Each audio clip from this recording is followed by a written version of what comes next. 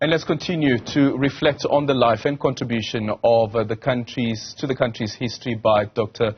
Motsoko Pheko. We now speak to UDM leader Bantu Holomisa. General Holomisa, good morning. Thank you so much for making time for us. Good morning to our listeners and viewers as well.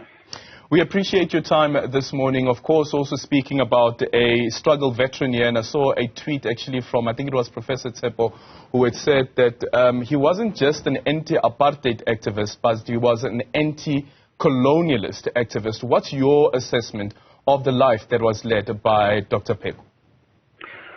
Well, firstly, our heartfelt condolences to the family, friends, colleagues, and the PAC on the passing of Dr. Pheko. Well, the struggle credentials of Mr. Pheko and the role he played is widely recognized. Of course, characterized by his uncompromising nature and steadfast dedication to the PAC. Yes, I agree with those who says he was not only an activist, but he was a scholar of note, a well-traveled individual, and but remember that he was his unwavering commitment to the issue of land rights exemplifies his profound passion for justice and equality. So, Dr. Pheko, you will recall that he was a distinctive Pan-African colored scarf. He had the scarves all the time. That made him easily recognizable from afar, of course, adding to his memorable presence. May his soul rest in peace. Yeah. I want to take you back to 2005, February of 2005, the Q&A following the president of the country at the time, Thabo Mbeki's State of the Nation address, and of course there was a debate.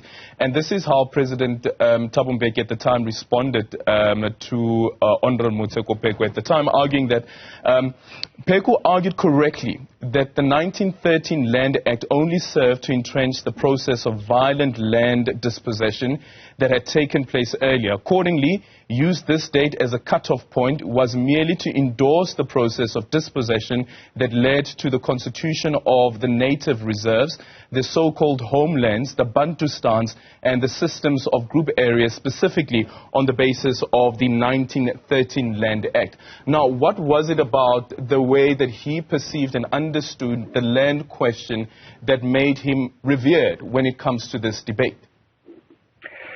Well, he was correct. In fact, this is the UDM's position this was the UDM's position when we were doing interviews, conducting, hearing the public about the issue of land. We speak the same language as the PAC when it comes to issue of land, because the land, you cannot say the Xhosa Wars and the Zulu British Wars and so on, which took place long before 1913, and you say the cutoff date for claims start only in 1913. It doesn't make sense to any person who knows the history of South Africa. Mr. Pheko was 120% correct, because that means you are leaving 60 to 70% of the land to be considered into the same hands which created these homelands. He was 100% correct. This was a sellout position by the ANC to agree that we are going to start from 1913. That's UDM's position as well. Okay. Let's now quickly speak about the ideology of the PAC, and you say that at least when it comes to the question around the land, the UDM is totally in agreement with the PAC on that particular aspect. But here's the other question, and that is in relation to the PAC being a left-leaning party. Do you think that left-leaning politics in this country is dead?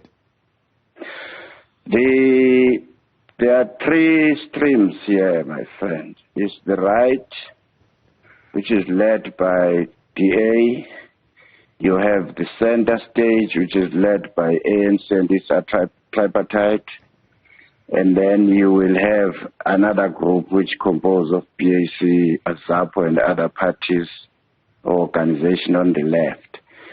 Those who are on the left-hand side are more looking at or reminding South Africans that we have veered away from the original agenda, that of improving the quality of life of South Africans.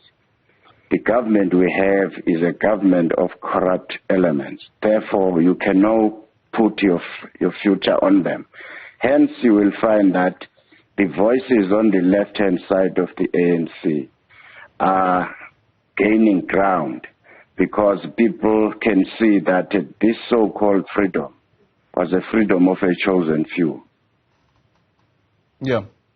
And you think that the ANC's ideology of being a broad church would actually feed into that, it being a freedom for the few?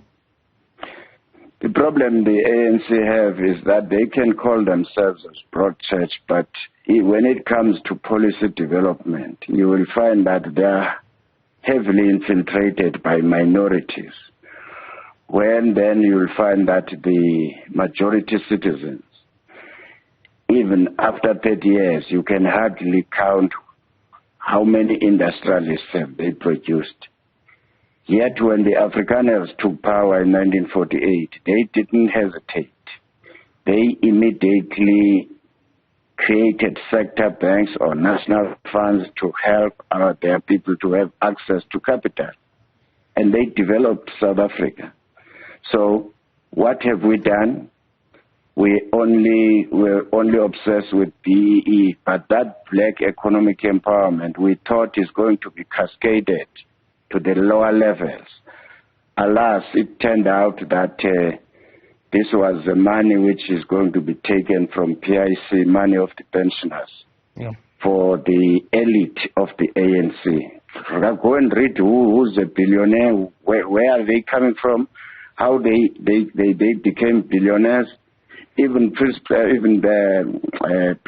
Cyril Ramaphosa gained the money when he joined Alexander Forbes. Alexander Forbes, which was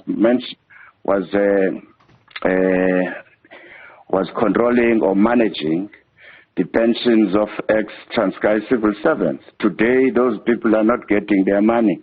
We are being sent from pillar to post. Yeah.